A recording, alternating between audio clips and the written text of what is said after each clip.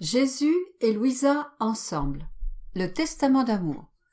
Par Thomas Faye. Traduit de l'anglais par Jean-Claude Lemise.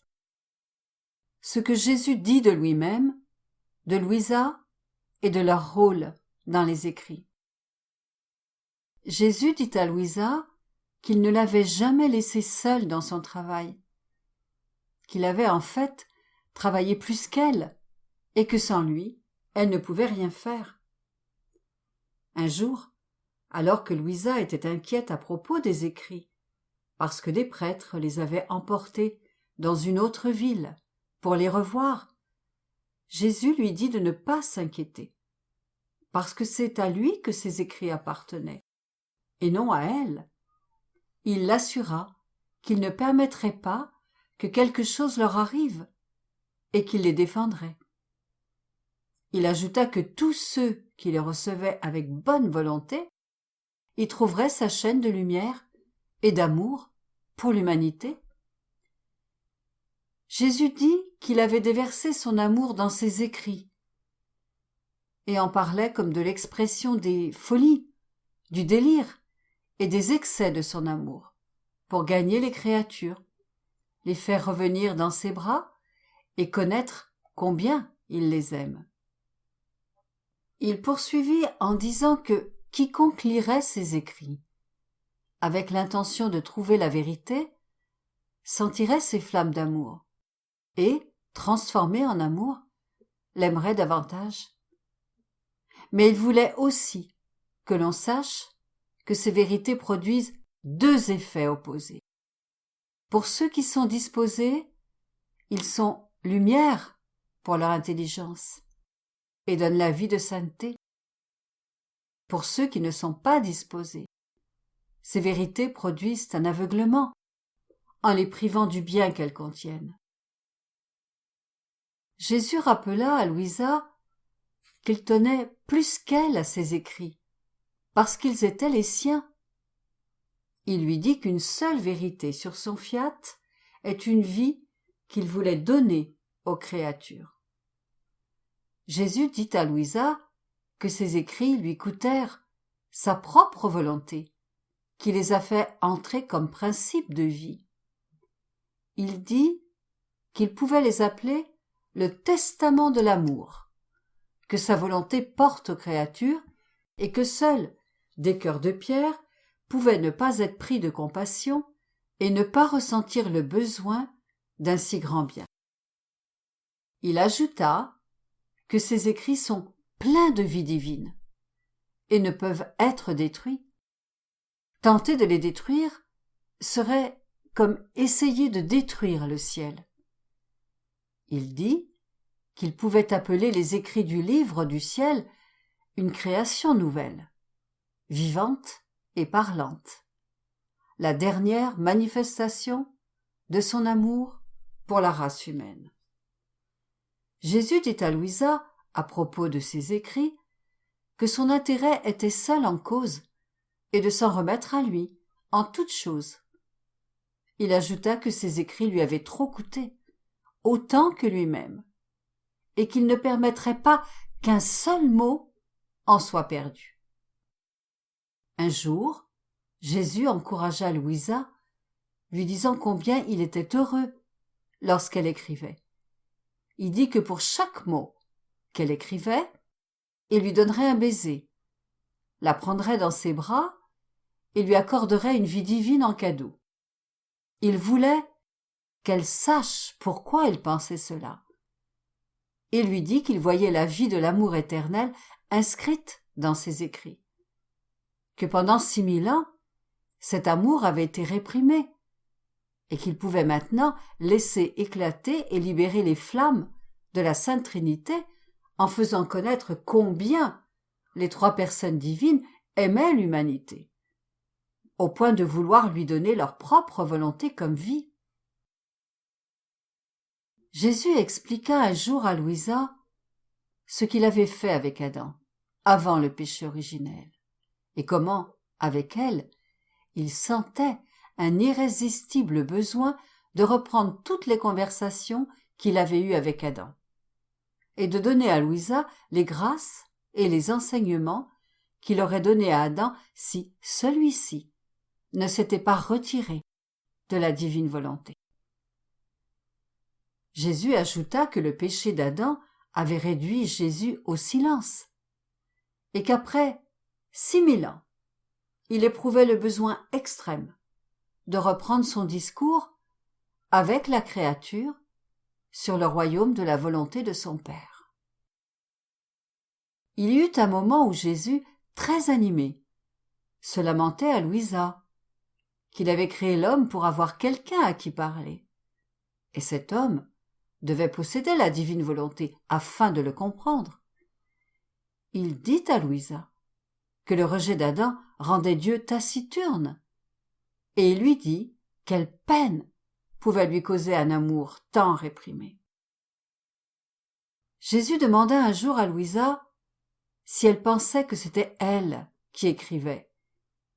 Il lui dit qu'elle était seulement la partie superficielle, mais que la substance, la partie principale qui dictait, était sa divine volonté. Il continua en disant que si elle pouvait voir la tendresse, l'amour et les désirs avec lesquels il remplissait ces pages, elle en mourrait de pur amour. Jésus dit à Louisa qu'il écrivit d'abord ces vérités dans les profondeurs de son âme, de sa main créatrice, et qu'il lui avait fait écrire ces mêmes vérités sur le papier.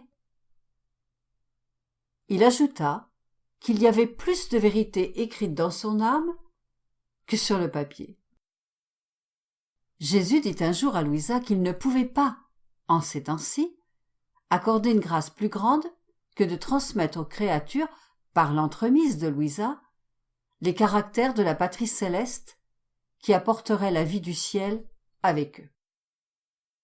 Et il souligna à Louisa que ces écrits lui coûtaient plus que la création et la rédemption, qu'ils contenaient toute la valeur de sa volonté, qu'ils sont la manifestation de son royaume et la confirmation qu'il veut que le royaume de la divine volonté règne parmi les créatures. Concernant les écrits du livre du ciel, notre Seigneur dit qu'il les aimait jalousement en les gardant dans son divin cœur et qu'il avait tout mis en eux, une grâce surabondante, une lumière chaude, éclairante et féconde, des blessures d'amour, des vérités conquérantes, un attrait ravissant qui ramènerait la résurrection du royaume donné au commencement à Adam. Il pria ensuite Louisa de leur accorder l'estime qu'ils méritent et de se réjouir du bien qu'ils feront. Pour rassurer un jour Louisa, Jésus affirma que la divine volonté régnait en elle lorsqu'elle écrivait et qu'il était honoré et heureux de la servir et de guider sa main. Il lui dit que la divine volonté plaçait sa sainteté à son service dans son esprit, pour lui administrer les idées, la terminologie et les tendres exemples concernant la suprême volonté, afin qu'elle puisse faire son chemin parmi les créatures et former en elle son royaume. Louisa demanda un jour à Jésus pourquoi il n'avait pas écrit lorsqu'il était sur terre, excepté le jour où il écrivit quelques mots sur le sable, qu'il effaça ensuite. En réponse à sa question, Jésus dit à Louisa qu'il n'avait pas écrit lorsqu'il était sur terre parce qu'il attendait d'écrire par elle, animant son intelligence, lui dictant les paroles, donnant de sa main le mouvement à ses mains. Il lui dit que c'est lui qui écrivait, qu'il l'animait de sa propre vie, et qu'elle ne faisait qu'être attentive à ce qu'il voulait. Jésus expliqua également qu'une certaine période de temps devait passer après les actes de rédemption, avant de faire connaître le royaume de la divine volonté, et qu'il avait décrété ne pas écrire au temps de la rédemption, mais de le faire par Louisa, lorsque le règne de la divine volonté serait plus proche, et donner ainsi une nouvelle surprise aux créatures, en leur faisant connaître ce qu'il avait fait et souffert, et ce qu'il veut faire dans son amour excessif pour elles. Poursuivant sur le thème de la raison pour laquelle il voulait écrire à l'aide d'une créature humaine, à savoir Louisa, il lui dit que les manifestations concernant sa volonté devaient être tangibles et non invisibles, accessibles au sens des créatures, qui sont formées d'une âme et d'un corps. Il expliqua que Louisa ne pouvait pas écrire sans lui, car il lui manquerait le sujet et la dictée à copier sur le papier, et que par conséquent, elle n'aurait rien pu écrire. Jésus dit également à Louisa qu'il ne pouvait pas écrire sans elle, parce qu'il lui fallait aussi le papier de son âme, l'encre de son amour et la plume de sa volonté. Jésus lui révéla un autre jour davantage sur ce thème, se montrant à Louisa dans les profondeurs de son âme, avec une plume de lumière et écrivant avec art et à grande vitesse des caractères indélébiles d'une valeur infinie. Jésus lui-même dit à son confesseur qu'il n'écrit jamais sur des matériaux périssables, mais qu'il prenait plaisir à écrire au tréfonds de l'âme immortelle de Louisa. Il y eut un moment où Louisa dut arrêter d'écrire, submergée et enchantée par le chant et la musique des anges, du ciel tout entier et de la création, qui rendaient hommage et gloire à l'union sublime de la divine volonté avec sa volonté humaine. Jésus voulait que Louisa soit fermement attachée à l'Église hiérarchique, et sa providence fit en sorte que l'évêque de Louisa lui assigna des confesseurs pour la conseiller et travailler avec elle.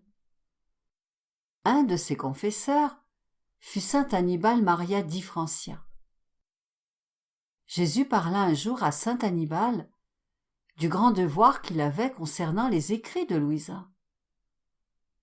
Jésus lui dit que les vérités sur sa volonté sont des lumières qui descendent du ciel et qu'elles n'engendrent pas la confusion ou l'éblouissement de l'intellect humain, mais qu'elles le fortifient et l'éclairent pour les lui faire comprendre et aimer. Jésus veillait un jour sur Louisa, la soutenant dans ses bras afin qu'elle ne se fatigue pas et puisse écrire comme il le voulait, lui disant qu'il voulait donner à tous les enseignements, les prérogatives, les privilèges, la sainteté et les richesses infinies que possédait son royaume. Voici une citation de Jésus dans le livre 18. « Je bénis ces écrits de tout mon cœur. Je bénis chaque mot. Je bénis les effets et la valeur qu'ils contiennent. Ces écrits sont une partie de moi-même. » Puis, il appela les anges qui s'inclinèrent avec un profond respect et commencèrent à prier. Et parce que quelques prêtres étaient présents qui avaient besoin de voir ces écrits, Jésus dit aux anges de toucher leur front pour y imprimer le Saint-Esprit et infuser en eux la lumière pour qu'ils puissent comprendre la vérité et le bien qui sont dans ces écrits. Les anges obéirent. Jésus, les bénissant tous, disparut. Louisa entendit un jour un terrible et effrayant vacarme. Elle demanda à Jésus ce qui se passait. Il lui dit que c'étaient les démons qui avaient très peur, parce que les écrits sur la divine volonté seraient publiés et qu'ils perdraient leur royaume sur la terre. Ce royaume qu'ils avaient acquis lorsqu'Adam échoua à son test en se retirant du royaume de la divine volonté pour faire sa propre volonté. Ce que Louisa mettait sur le papier n'était qu'une petite partie de ce que Jésus avait placé dans son âme. Jésus dit à Louisa qu'il avait mis en elle lui-même et sa propre volonté. La connaissance de la divine volonté, ses secrets et sa lumière, emplissant son âme à la limite de ses possibilités. Jésus montra un jour à Louisa une table au milieu de l'église, sur laquelle tous les écrits de la divine volonté étaient placés. Un grand nombre de personnes vénérables entouraient cette table, qui était transformée en lumière et divinisée. En marchant, ces personnes communiquaient cette lumière à tous ceux qu'elles rencontraient.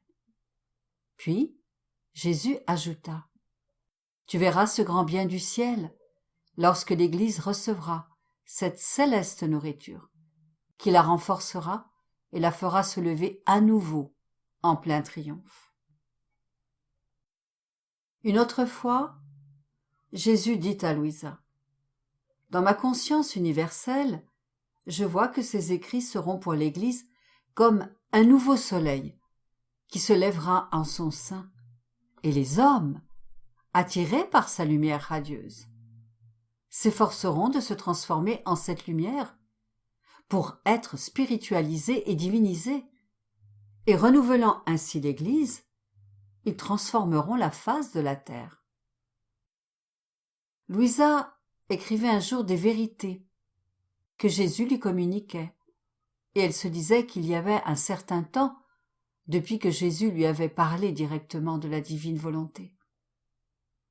Elle dit à Jésus qu'elle prenait plus de plaisir à écrire les vérités concernant sa volonté. Jésus lui répondit gentiment : « Ma fille, ne sois pas surprise si tu éprouves plus de plaisir et si tu es plus portée à écrire sur ma volonté. Parce qu'entendre parler de ma volonté, écrire sur ma volonté ou parler d'elle, est la chose la plus sublime qui puisse exister au ciel ou sur la terre.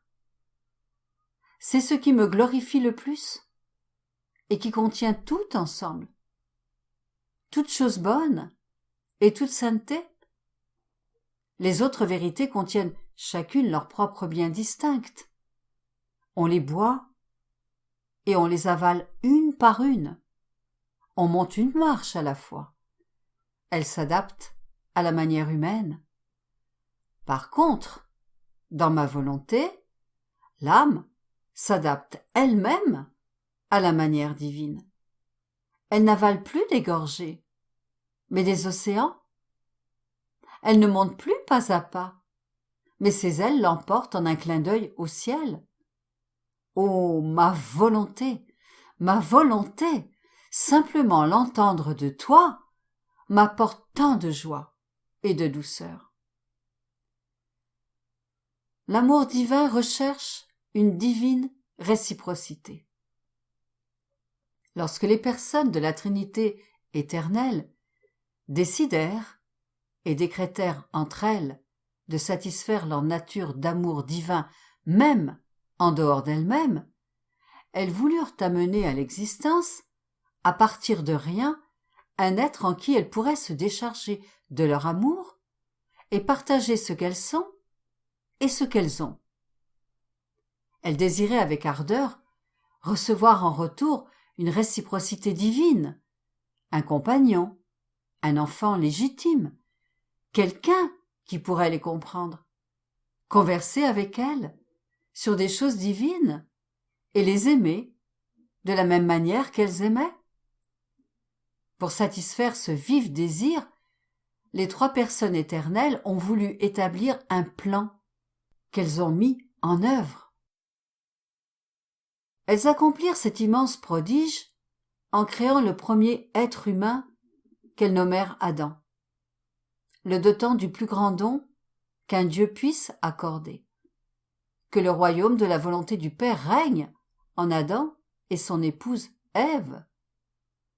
Ce royaume de la divine volonté élèverait Adam et Ève au-dessus des anges, en dignité, en beauté et en sainteté, et leur donnerait la capacité de recevoir des torrents infinis de sainteté divine, de beauté divine, de puissance, de joie et de domination, et d'échanger divinement avec leur Dieu à son immense satisfaction.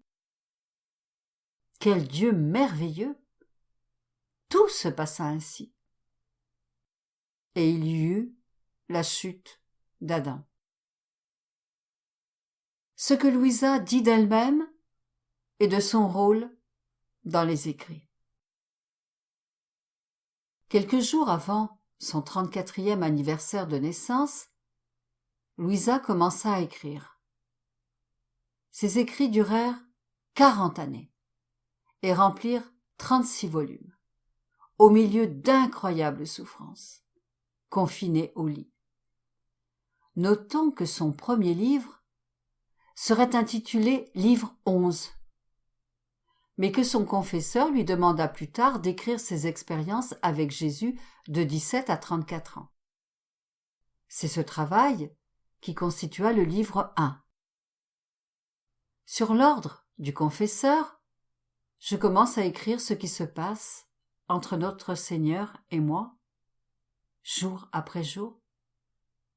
Nous sommes en l'an 1899, le 28e jour du mois de février. Je confesse la vérité. J'en éprouve une grande répugnance. Je dois faire un tel effort pour me surmonter, et seul le Seigneur connaît la souffrance de mon âme. Mais, ô sainte obéissance, avec quelle puissance tu me lis! Toi seul pouvais me vaincre et surmonter toutes mes répugnances, comme d'insurmontables montagnes. Tu me lis à la volonté de Dieu et du confesseur. Mon esprit se trouva alors dans une mer de confusion, en raison de cette obéissance que je dois à mon confesseur. Écrire tout ce qui se passe en moi. Quelques années plus tard, son confesseur lui demanda de prendre le temps d'écrire le livre 1, mentionné plus haut. En commençant à écrire le livre 1, Louisa dit « Quel grand sacrifice m'impose la sainte obéissance d'écrire ce qui a transpiré entre moi et mon bien-aimé Jésus, durant une période de 16 ans ou plus. Je me sentais écrasée par ce poids énorme. Néanmoins, je me suis reprise en main au milieu d'une grande confusion pour accomplir ce travail selon mes possibilités.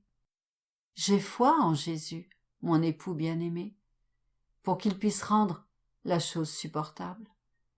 Je serai ainsi capable de le faire pour la plus grande gloire de Dieu et pour l'amour que je porte à la très noble vertu d'obéissance. Je commence, ô Jésus, en toi, avec toi et pour toi. Je n'ai pas confiance en moi, mais j'ai foi en toi. Sans toi, je ne peux rien faire. Que ces écrits, du commencement à la fin, soient pour ta plus grande gloire, pour que grandisse mon amour envers toi, et pour ma plus grande confusion. En commençant un de ces livres, Louisa priait la divine volonté, en l'implorant de ne pas la quitter même pour un instant, afin que la divine volonté puisse parler et écrire, se faire connaître et faire savoir combien elle veut être la vie de tous, triompher et établir son royaume dans le monde entier. Et Louisa proteste que si c'est elle qui écrit, elle ne sera pas en mesure de faire connaître la divine volonté comme Dieu le veut, étant si incapable.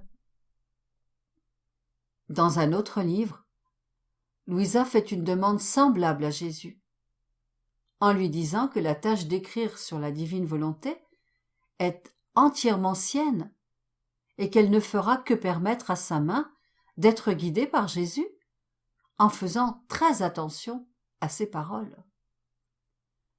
De nouveau, en commençant un des livres, Louisa demanda à Jésus de la cacher dans le sanctuaire de son divin cœur, en lui disant que la plume sera la lumière de sa divine volonté trempée dans la fournaise de son amour. Elle lui dit que le papier sera sa petite âme, qui écoute attentivement sa dictée. Et elle implore Jésus de ne pas la laisser écrire quoi que ce soit d'elle-même, par crainte de faire un millier de bourdes. Louisa fait souvent remarquer qu'elle écrit uniquement par obéissance et en dépit de sa grande répugnance. Un jour, en parlant à Jésus, Louisa lui dit qu'elle ne pourrait faire le sacrifice de recommencer à écrire que si la divine volonté elle-même écrive avec ses caractères de lumière ce que Jésus voulait qu'il soit écrit. Elle demanda à Jésus d'être sa parole, sa pensée et son battement de cœur, et que ce soit lui qui guide sa main.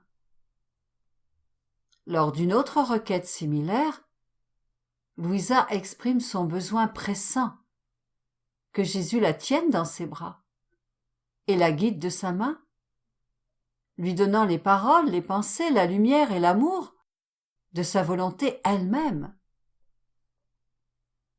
Louisa s'inquiétait un jour au sujet des écrits de la divine volonté lorsqu'elle vit Jésus en elle qui tenait les livres qu'elle avait écrits. Il les regardait avec un cœur éclatant de tendresse. Et Louisa était surprise de voir combien il aimait ses écrits et avec quelle jalousie il les enfermait dans son cœur.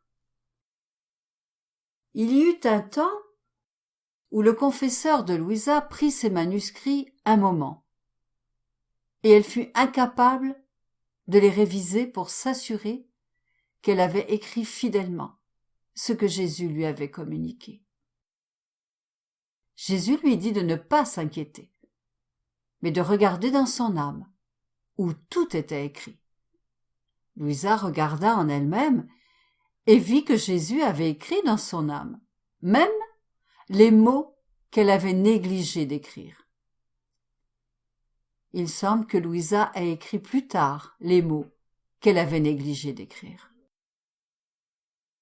Louisa priait régulièrement Jésus de venir l'aider dans sa faiblesse et son embarras pour écrire, implorant sa volonté de tout écrire, afin que rien ne vienne d'elle, mais que ce soit seulement et entièrement ce que Jésus voulait écrire. Lorsque Louisa était contrainte par obéissance et par peur de déplaire à Jésus d'écrire des choses sur elle-même, elle se plaignait de ce que Jésus fut le seul à connaître la souffrance de son âme et sa grande répugnance à mettre sur le papier ces choses qu'elle aurait voulu enterrer. Parfois elle soupirait que si ce n'était par nécessité d'obéissance, elle n'écrirait plus un autre mot. Un jour, Louisa se disait que si elle le pouvait, elle brûlerait volontiers tous les écrits. Une autre fois, alors que Louisa s'inquiétait et se demandait combien de bévues elle avait dû faire, elle dit que les écrits méritaient d'être brûlés. Jésus répondit : « Certainement, ces écrits méritent d'être brûlés. Mais sais-tu dans quel feu ? Dans le feu de mon amour. Car il n'y a pas une page qui ne montre clairement mon amour pour les âmes. Que ce soit des choses qui te regardent ou qui concernent le monde. Mon amour dans ces écrits découvre un exutoire pour mes préoccupations et mes douleurs d'amour. » Louisa demandait à Jésus de guider sa main et d'être avec elle lorsqu'elle écrivait, afin que ce soit lui, et non pas elle, qui écrive, et qu'elle-même voulait disparaître et ne faire que ce qu'elle devait faire au nom de l'obéissance. Louisa dit un jour à Jésus: « Mon amour, c'est un sacrifice d'écrire les vérités que tu me donnes. Mais le sacrifice est d'autant plus grand, et je manque presque de force pour le faire, lorsque je suis obligée d'écrire sur des choses intimes entre toi et moi. Je ferai n'importe quoi pour ne pas avoir à parler de moi-même. » Lorsqu'un de ses confesseurs lui dit que les écrits allaient être connus, elle écrivit: « Oh mon Dieu, quelle souffrance! J'étais désespérée au plus profond de mon être. » Louisa était désespérée à l'idée qu'elle était obligée d'écrire et de dire même les plus petites choses que Jésus lui avait dites. Elle éprouvait un jour tant de répugnance à écrire qu'elle s'exclama que seuls des miracles d'obéissance pouvaient la contraindre, et que si cela ne dépendait que de sa propre volonté, elle ne serait pas capable d'écrire un seul mot. Elle dit un jour: « Je ne veux pas écrire cela, mais pour être obéissante, je le dois. Fiat, toujours fiat. » Le livre du ciel. Adam et Ève étaient immaculés. Ils étaient des créations immaculées et n'étaient pas conçus dans le sein d'une mère, car ils furent créés directement. Ils étaient les premiers humains, et ils furent créés parfaits, comme il convenait à l'œuvre d'un Dieu parfait. Adam et Ève étaient capables de régner sur toute chose, et toute chose était en harmonie. Il n'y avait pas de discorde. Et parce que ces deux premiers humains possédaient une volonté qui était divine, ils étaient capables d'animer toute la création et de donner voix à toute chose, chantant continuellement au Créateur en toute chose: « Nous t'aimons, nous t'adorons, nous te remercions, nous te louons. » La grande étendue d'espace que Dieu avait créée pour y placer l'univers était constamment remplie de cette musique enchanteresse. Oh, comme cette musique était belle aux oreilles du Père, du Fils et du Saint-Esprit. Par eux-mêmes, Adam et Ève n'étaient rien. Ils ne pouvaient pas exister par eux-mêmes, ni posséder d'eux-mêmes quoi que ce soit. Tout était le résultat de l'amour, de la bonté divine et de la volonté du seul être existant par lui-même, Dieu. Alors Satan, l'ange déchu, déguisé en un fascinant serpent, dit à Ève une impossible histoire, qu'elle pouvait être comme Dieu, indépendante du Dieu unique, connaissant le bien et le mal. Ève échoua à son test, par une exaltation de l'esprit, par vanité et orgueil, qui aveuglèrent sa prudence, en la menant à un mauvais usage du noble don du libre arbitre que Dieu lui avait donné. Mais hélas, Adam succomba lui aussi à l'orgueil et au respect humain. Lui aussi cessa d'aimer Dieu par-dessus toute chose. Et voici deux décrets de la Sainte Trinité pour tout remettre en ordre: le décret de rédemption et le décret de sanctification. Mais l'homme doit d'abord payer le juste prix de sa perfidie. Ainsi, après un temps, lorsque les fruits de la rédemption se furent développés parmi les générations, et que les hommes en furent venus à connaître les vérités nécessaires, le décret de sanctification entrerait alors en vigueur, à l'heure précise, fixée par la mystérieuse sagesse de Dieu. C'est donc le livre du ciel qui nous enseigne comment revenir à l'état originel d'Adam. Récitation du rosaire dans la divine volonté par Anthony Mullen, traduit de l'anglais par Jean-Claude Lemise. Le rosaire représente quelques-unes des plus grandes opérations de la divine volonté. la conception, la naissance, la vie, le sacrifice de son Fils sur la croix pour notre salut et notre sanctification, et sa résurrection. Lorsque nous contemplons et méditons ces vérités éternelles, le rosaire s'anime avec la puissance de la grâce actuelle que Dieu veut lui conférer dans notre vie quotidienne. À présent que nous comprenons l'importance extraordinaire de faire chaque chose dans la divine volonté, le rosaire acquiert une signification extraordinaire chaque fois que nous le disons dans la divine volonté. Je crois que Dieu désire nous amener plus rapidement au 4e stade de la vie dans sa volonté, en récitant un rosaire qui profite du désir de Dieu lui-même de nous faire avancer plus rapidement dans la connaissance de la divine volonté.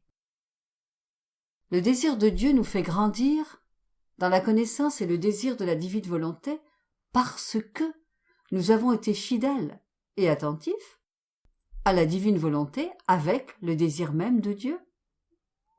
En d'autres termes, en nous servant du désir même de Dieu pour atteindre le 4e et le plus élevé stade de la vie dans la divine volonté en priant le rosaire et toutes les autres prières, méditation et lecture, nous ne pouvons manquer d'atteindre le 4e stade de la vie dans sa volonté si nous persévérons simplement et avec une vraie humilité dans la reconnaissance de notre faiblesse et que notre attention reste fixée sur la gloire du règne de sa divine volonté et le salut des âmes, entièrement dû à l'amour et à la miséricorde de Dieu. Cette façon de vivre et de réciter le rosaire dans la divine volonté combine certaines manières propres à Saint Louis de Montfort et à Luisa Picaretta. Son principal aspect est de vivre la prière. Vivre la prière, c'est croire et ressentir qu'un échange de volonté a réellement lieu à travers la prière, et que Dieu nous fait parcourir rapidement les 4 stades de la vie dans sa volonté, en se servant de son propre désir de nous faire vivre dans le 4e stade et de nous infuser la divine connaissance particulière au 4e stade de la vie dans sa volonté. Les prières du rosaire sont les prières normales de n'importe quel rosaire, excepté que chaque « Je vous salue Marie » a une pensée dans la divine volonté, tirée ou inspirée des écrits de Luisa. Ce qui fait donc 50 pensées à méditer avant chaque « Je vous salue Marie » des 5 dizaines de chaque rosaire. L'aspect vécu du rosaire nous demande de faire appel à notre imagination et à la divine volonté de la manière suivante. Nous commençons par les prières d'ouverture, le credo, le Notre Père, les 3 Je vous salue Marie et le Gloire au Père, en se concentrant sur le sens des mots, afin que le plan éternel de Dieu dans la divine volonté puisse être béni et accompli dans la perfection de sa sagesse et de son amour divin, et que toutes les créatures et les choses créées se conforment parfaitement à la divine volonté. En chaque Notre Père, nous voyons le grand cercle de l'éternité et comment toute chose s'écoule parfaitement de la volonté éternelle de Dieu et y reviennent ensuite pour la glorification parfaite du 3 en 1. Et nous voyons notre volonté parfaitement diffusée qui vit dans la divine volonté, de toute éternité à toute éternité, et à travers la volonté de chaque autre personne jamais créée. Dans chaque Je vous salue Marie, en priant la première partie, Je vous salue Marie, pleine de grâce, le Seigneur est avec vous. Vous êtes bénie entre toutes les femmes, et Jésus, le fruit de vos entrailles, est béni.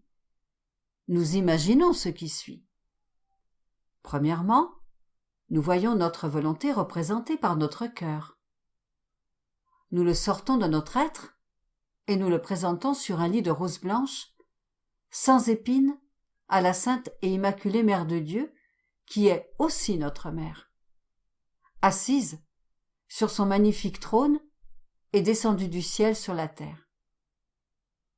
Ma très chère enfant, je ressens le besoin irrésistible de descendre sur la terre pour te rendre ma visite maternelle. Nous sautons dans ses bras pour recevoir une étreinte et un baiser, et nous lui présentons notre cœur, notre volonté, avec notre connaissance et notre désir, nos fautes et nos œuvres, représentées par les roses blanches. Nous la supplions de nous faire le don de la divine volonté, en promettant de suivre ses leçons et de vivre comme elle a vécu. Ceux qui accueilleront mes leçons avec amour seront les premiers enfants fortunés à appartenir au royaume de la divine volonté, et j'écrirai leur nom dans mon cœur maternel en lettres d'or. Nous lui donnons notre cœur, notre volonté, en gage d'acceptation du très grand don, de la grâce la plus grande possible, de vivre continuellement dans le 4e stade de la vie dans la divine volonté. Et pour qu'elle obtienne de Dieu qu'il nous donne sa volonté en échange de notre gage, à cause de ses mérites et de ceux de son Fils. Tu seras pour moi une mère, et c'est pourquoi je te confierai ma volonté, afin que tu puisses l'échanger pour moi avec la divine volonté. Nous voyons notre chère mère et reine placer notre cœur, notre volonté, dans son cœur et monter vers le ciel, où elle s'approche du trône de son Fils qui siège avec majesté. Elle s'approche humblement, prend notre cœur et l'attache au trône de Jésus. Jésus donne alors son cœur, sa volonté, à sa mère, qui est aussi notre mère. Son cœur se fond dans le cœur de son Fils, et nous pouvons voir qu'il ne forme plus qu'un seul cœur. Donne-moi ta volonté, et je ferai que tu seras possédé par la divine volonté qui bannira de toi tout désordre, et ce que tu n'aurais pas accompli en bien des années, tu le feras en un seul jour.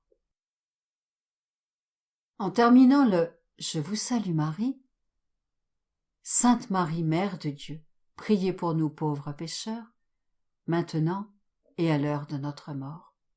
Nous voyons notre Mère, qui vient de chez son Fils avec le divin cœur, sa volonté, sur un lit de roses rouges avec des épines.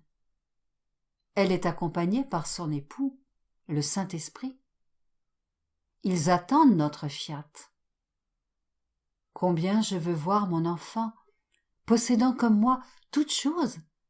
Si tu me donnes ton fiat, tout sera en commun entre moi et toi. La souffrance est notre destin et notre vie, et nous l'acceptons. Nous donnons notre fiat et nous voyons la divine volonté naître dans notre âme, par la puissance du Saint-Esprit et du fiat de Marie. Avec un amour héroïque, acceptez que la divine volonté prenne sa place royale dans vos souffrances, afin qu'elle puisse les convertir pour vous en cette pièce de monnaie d'une valeur infinie qui vous permettra de payer vos dettes et celles de vos frères pour les racheter de l'esclavage de la volonté humaine. Nous terminons le « Je vous salue Marie » avec la pensée « Jésus, je désire avec ton propre désir vivre dans le 4e stade de la vie de ta volonté, en étant parfaitement fidèle et attentif à ta divine volonté, à chaque instant, maintenant et pour toute éternité. Fiat. » Ces prières sont les plus puissantes parce qu'elles font appel à l'action divine elle-même. Dieu se sentira désarmé et vaincu par sa créature, et vous hâterez l'avènement de son très heureux royaume. Et vous obtiendrez avec moi que la divine volonté soit faite sur la terre comme au ciel, selon le désir du divin Maître. Nous prions ensuite le « Gloire au Père », comme nous l'avons fait dans les prières d'ouverture, afin de donner une parfaite gloire à Dieu, dans la divine volonté, pour que la divine volonté soit parfaitement manifestée et opérative pour le plan divin d'éternité à éternité. Nous terminons par la prière « Salut aux reines », où nous rendons maintenant une gloire parfaite à Dieu, dans la divine volonté, pour son plan divin, voulant que Marie soit la clé vers Jésus, qui unit l'humain et le divin de toute éternité à toute éternité. Nous disons le « Notre Père », le « Je vous salue Marie » et le « Gloire au Père » dans la divine volonté, pour la perfection du pape et de tous les futurs papes, afin que le royaume de la volonté de Dieu puisse être manifesté parfaitement à travers son Église. Considération. Voici quelques aspects pratiques de la récitation du rosaire dans la divine volonté. Il faudra entre 35 et 40 minutes pour bien le dire. Il demande plus de concentration, mais Dieu la donnera si nous persévérons, car son désir est que nous devenions habitués à prier et à vivre le rosaire dans sa divine volonté. Voir l'échange de volonté lorsque nous disons « Et Jésus, le fruit de vos entrailles », est un élément clé de l'expérience, tout comme voir notre fiat présenté avec le don de la volonté de Jésus et son implantation et sa croissance ultérieure dans notre cœur par Marie et le Saint-Esprit. Conclusion. L'expérience quotidienne de la récitation du rosaire, la vie de Jésus et de Marie sur la terre comme au ciel, dans la divine volonté avec le propre désir de Dieu de vivre dans le 4e stade de la vie dans la divine volonté, est une des plus importantes résolutions qu'il vous sera jamais possible de prendre pour accomplir le dessein de Dieu sur vous. Si vous persévérez, Dieu doit vous l'accorder dans son amour et sa miséricorde infinie, puisque la confiance obtient toute chose. Y a-t-il chose plus importante que d'accepter chaque jour le plus grand don qu'on puisse jamais recevoir, maintenant et pour l'éternité? La description qui suit décrit les 4 stades de la vie dans la divine volonté, basés sur les textes du volume 19 du Livre du Ciel, qui décrit beaucoup plus complètement les 4 stades. Une personne assise dans une chambre ne profite pas de tout l'éclat du soleil et ne reçoit pas directement sa chaleur. Une autre personne peut être assise à l'extérieur de sa maison, à l'ombre d'un arbre. Elle reçoit alors plus de lumière et sent la chaleur du soleil. Une troisième personne se trouve en plein soleil et ressent sur sa peau la chaleur brûlante de ses rayons. Et ses yeux sont si éblouis par la lumière qu'il peine à voir le sol sous ses pieds. Il lui semble être incorporé à la lumière qui l'entoure et le frappe. Ses pieds touchent le sol, mais il ne semble pas s'intéresser beaucoup à la terre ou à lui-même. Il est totalement consacré au soleil. Il y a évidemment une différence considérable dans chaque situation. Et c'est la troisième personne qui a la relation la plus grande avec le soleil. Il y a cependant une quatrième personne qui s'élève jusqu'au soleil et arrive en son centre. Elle ne pense plus ni à la terre, ni à elle-même. Elle ne voit que de la lumière et ne ressent que de la chaleur. Elle est dispersée dans le soleil et consumée en lui. Tout le reste est fini pour elle. La lumière et la chaleur du soleil ont remplacé sa vie antérieure. Combien grande est la différence entre la troisième et la quatrième personne? Il existe des différences entre les 4 personnes, mais elles ne sont pas dues au soleil. Les différences proviennent de leur engagement, de la part de chaque personne envers la lumière et la chaleur du soleil. Le soleil est le symbole de la divine volonté dont les rayons peuvent transformer complètement ceux qui veulent vivre dans son royaume de lumière et d'amour. La première des 4 personnes ne vit pas réellement dans le royaume de la divine volonté, mais seulement dans cette lumière que le soleil de la divine volonté envoie partout, et même en dehors des limites de son royaume. La deuxième personne a fait les premiers pas dans les régions extérieures du royaume de la divine volonté. La troisième personne a progressé régulièrement dans les régions du royaume de la divine volonté en se rapprochant de son centre. Mais la quatrième personne est bien heureuse entre toutes. Prière. Je suis le je suis. Dieu n'est pas seulement éternel, il est éternité. Nous vous adorons avec votre volonté. Dieu n'est pas seulement divin, il est divinité. Nous vous adorons avec votre volonté. Dieu n'est pas seulement infini, il est infinité.